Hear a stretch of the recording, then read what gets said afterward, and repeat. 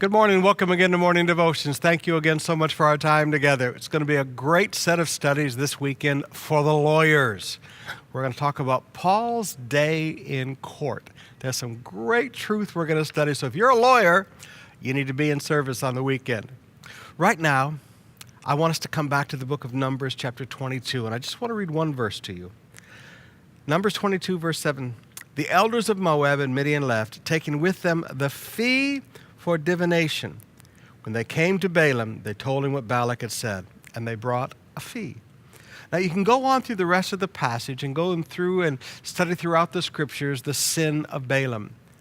His sin is basically this: paid ministry.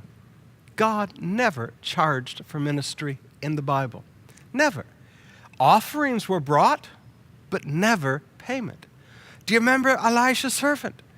Oh, you should have taken that. No, I'm not going to touch that. No, I'm not going to. You get over to the New Testament. Did Jesus ever charge anybody for a miracle? Did the apostles ever charge for the gospel? Jesus said, freely you've received, freely give. You get over to the book of, where you get into the teaching of the false prophets from the apostles.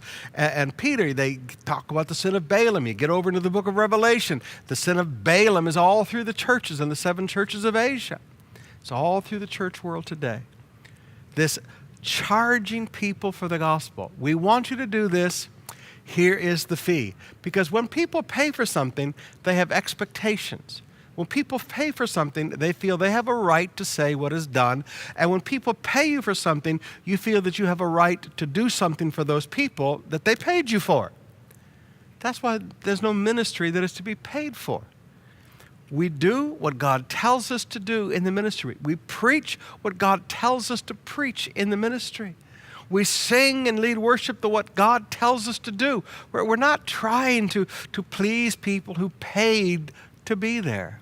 I want to challenge you today. Keep the sin of Balaam out of your church. No paid concerts, no paid seminars. Everything in the house of God is free.